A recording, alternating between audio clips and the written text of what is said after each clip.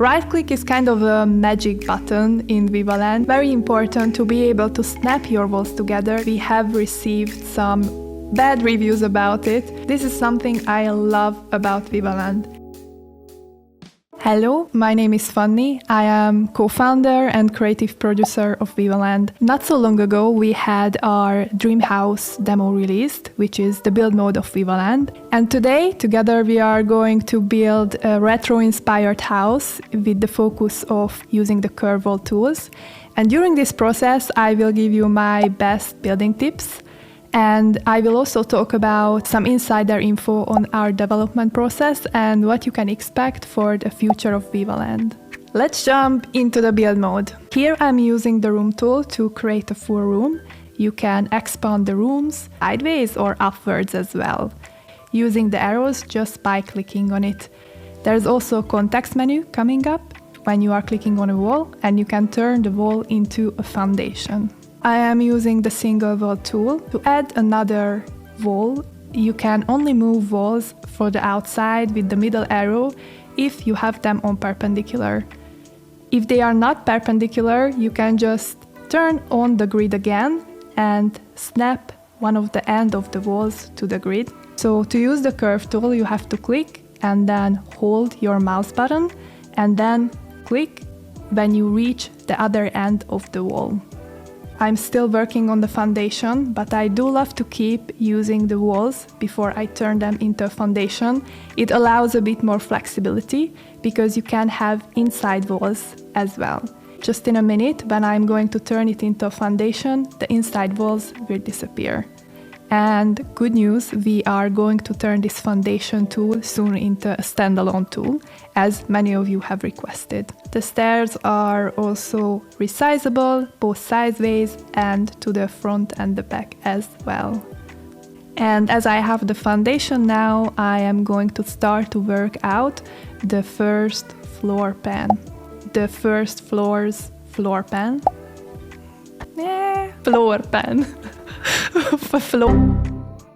So I imagine a small kitchen on the first floor, as well as a bathroom for the guests and a living room to the back side of the house.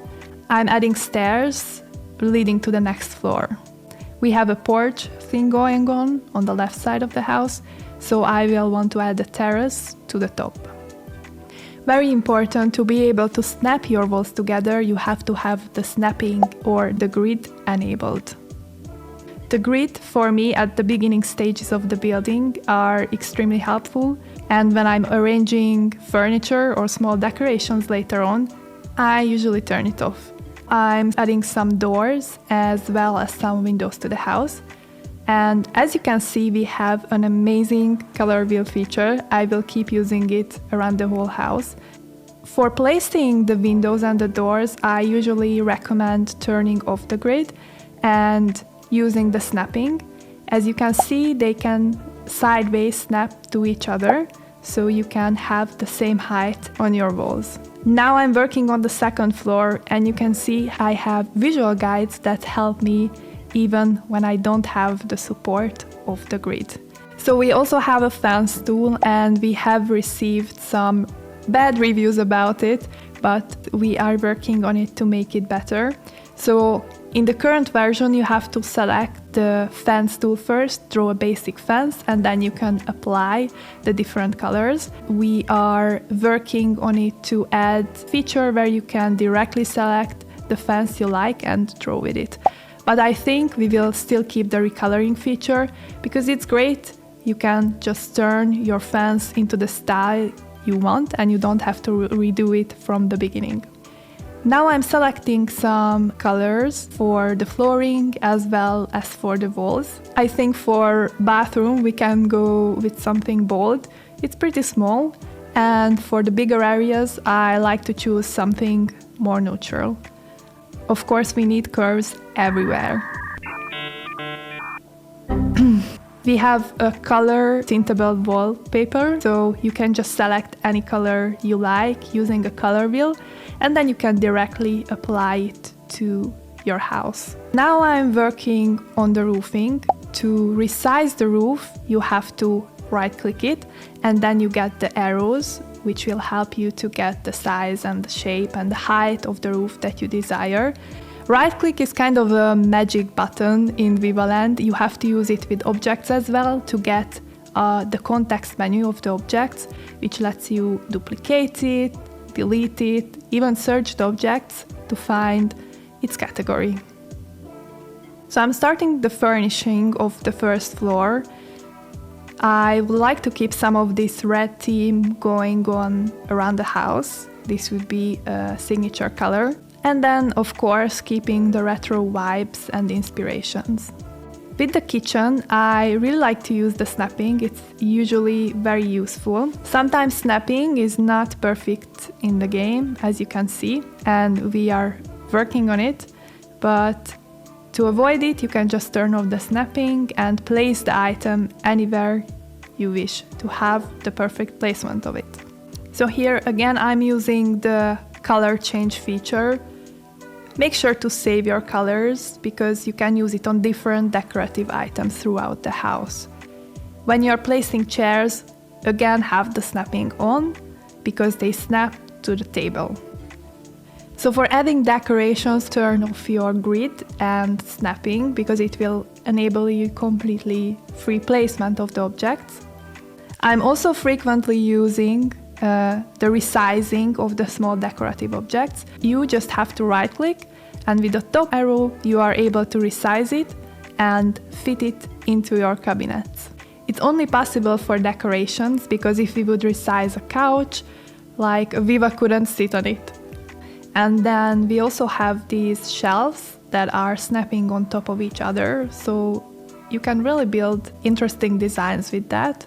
Turn off the grid and have the snapping and they will perfectly placed on top of each other, or you can do other exciting forms if you turn off the snapping and place them asymmetrically.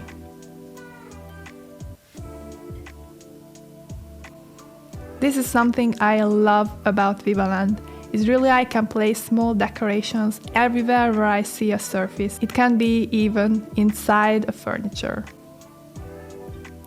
And I feel these decorations, like small clutter objects, make your build very homey. So I would love to add more of this. What kind of decorations would you like to see in Vivaland? Another feature that we are already working on it because it was very highly requested is the copy tool or eyedropper tool to the top bar. We have it already in the game. If you click on an object, you can duplicate it, having its size as well as color copied. But many of you have not found it and thought that it would be more convenient in the top bar, so we are bringing the tool there as well.